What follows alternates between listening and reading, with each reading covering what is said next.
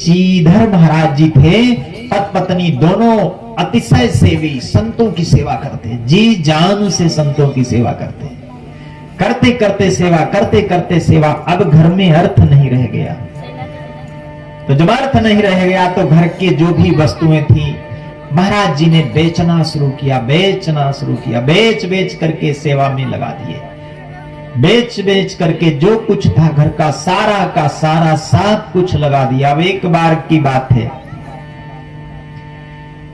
एक पत्नी संत, महान संत उनके द्वार पर पधारे। घर में कुछ भी नहीं था। आज पत्नी दोनों बहुत विकल हैं, क्या करें, आज कुछ भी अपने घर में नहीं है। आज लगता है कि हमारा ये जो अखंड व्रत है, संतों की सेवा करना, गृहस्थ से कोई खाली न जाए, घर से कोई खाली न जाए, आज लगता है कि मेरा व्रत चला जाएगा। देवी कैसे करें, क्या करें, कहां से लाएं, कुछ भी नहीं है। और ये अतिथि द्वार पर आ गए हैं, एक संत भगवान द्वार पे आए हैं, सपत्नी का आए हैं, पत्नी भी साथ में। मैं नाम उनका बताऊं, आपने नाम सुना हो यदि, एक पीपा साहब जी महाराज है, पीपा जी महाराज, और उनकी पत्नी का नाम था सीता सहचरी।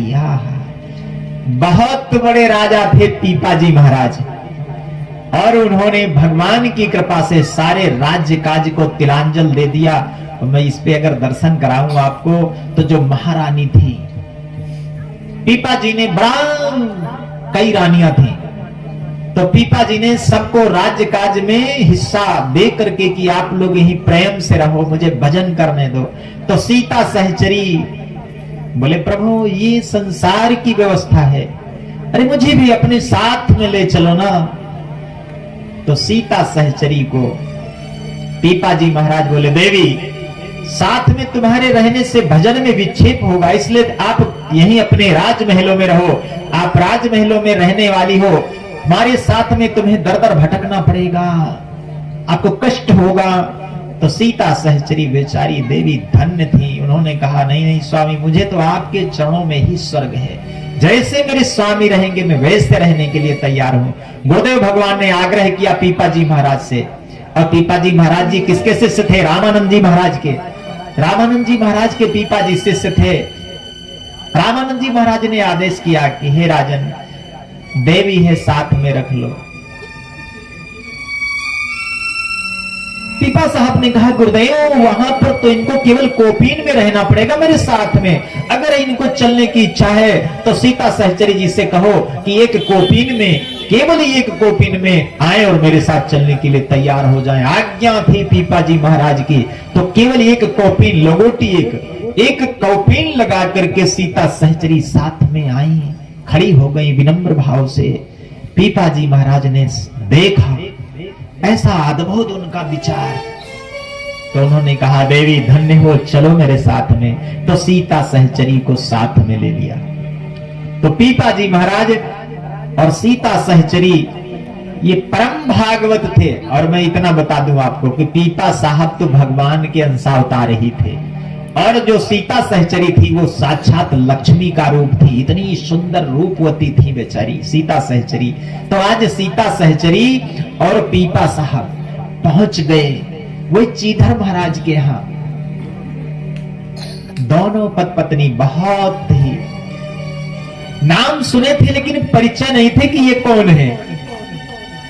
तो सीता सहचरी सहित जब भगवान पहुंचे तो चीधर महाराज की पत्नी के पास कोई वस्त्र भी नहीं रह गए थे। एक वस्त्र था उनके शरीर पर, एक वस्त्र था, लहंगा मात्र। चीधर महाराज की पत्नी ने कहा, स्वामी मैं आपसे एक निवेदन करूंगा, और तो कुछ रहा नहीं, मैंने सारे जेवरात, अपने कपड़े, साड़ियां इत्यादि सब कुछ दे दिया है, अब मात्र एक वस्त्र बचता है मेरे शरीर पर, तो यदि आपकी राय हो तो ये ले जाइए और इसको बेच करके संत को भोजन पवाइए। मेरे चीधर महाराज कहने लगे, धन्य हो देवी तुम। और वो बेचारी अंदर गई कोठरी में, वहां उसने अपने वस्त्र को उतार करके अपने स्वामी को दे दिया कि जाओ प्रभु, मैं तब तक यहाँ कोठी के अंदर में बैठी रहूंगी, आप जाओ संत की सेवा करो। तो मेरे चीधर महाराज गए उसको बेचा, वस्त्र को बेच करके जो कुछ मिला लाए। भोजन तैयार हुआ, प्रसादी किया सीता सहचरी मैया ने।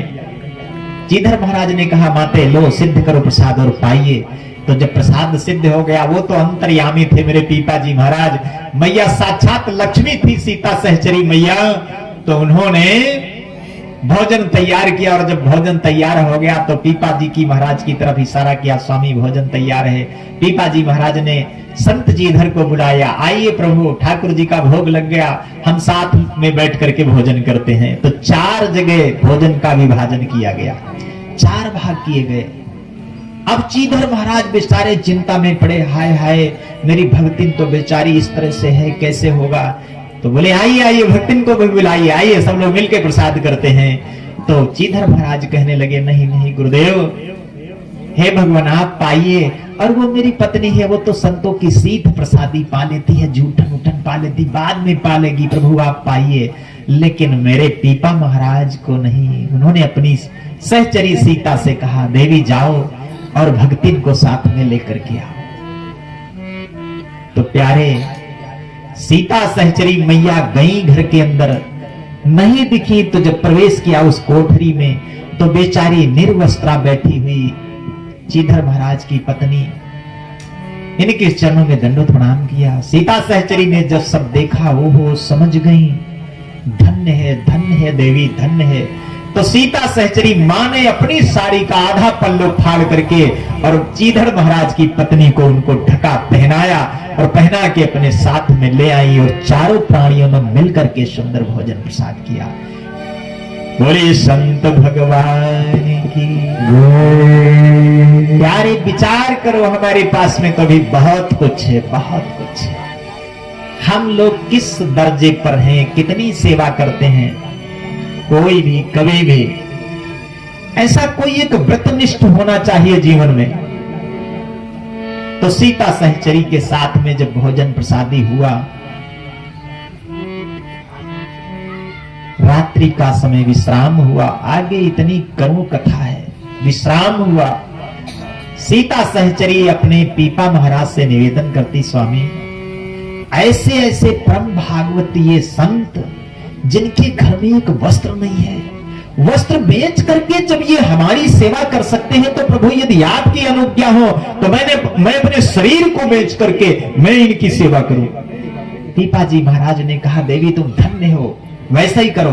तो सीता सहचरी मैया ने सुंदर सा अपने स्वरूप को सजाया, श्रृंगार किया और बोले आज प्रभु पड़ोस की बाजार है, मैं जा करके अपने तन का सौदा करूंगी और इनकी सेवा करूंगी। जब ये मेरे लिए इस तरह से सब कुछ त्याग देने को तैयार है तो इनके लिए मेरा शरीर भी बिक जाए तो इसमें मुझे कोई चिंता नहीं। सीता सहचरी मैया गई बाजार में, लेकिन उनका इतना तेज, जो कुछ कामुक लोग थे पूछते पता देवी कहां से आई हो, कौन है आपके साथ में, ये पुरुष कौन है। पीपाजी महाराज तो इतने मस्त थे भजन में बिल्कुल। तो मैया ने कहा अरे ये मेरा नौकर है, मेरे साथ में रहता है और मेरे आगे पीछे कोई नहीं है और मैं तो बस यूं ही चली आई हूं और मैं सोचती हूं कि किसी प्रकार से इनकी सेवा करूं। उसमें कुछ ऐसे लोग थे बाजार में जो सीता सहचरी मैया और पीपाजी को जान गए। अरे मां, चरणों में आकर के गिरना शुरू किया, पीपा महाराज के चरणों में गिरना शुरू किया। बड़े बड़े लोगों ने, जो लोग उनको जान गए थे, पीपाजी महाराज को और मां भगवती सीता सहचरी को लोगों ने इतना धन दिया, इतना धन दिया। हे मां कुछ आज्ञा करो, क्योंकि पीपाजी महाराज बहुत बड़े राजे थे, राजा थे और उनकी पत्नी महारानी थी। तो जब उन लोगों ने देखा, सेठों ने, बड़े बड़े लोगों ने, अरे ये महाराज और परम पावन संत हैं, तो ऐसा समझ करके पीपा महाराज ने इतना धन उस चीधर महाराज के घर पहुंचाया कि सारे जीवन भर भंडारा करते रहे दोनों पत्नी और कभी धन की कमी नहीं हुई। बोलिए श्री सच्चिदानंद भगवान।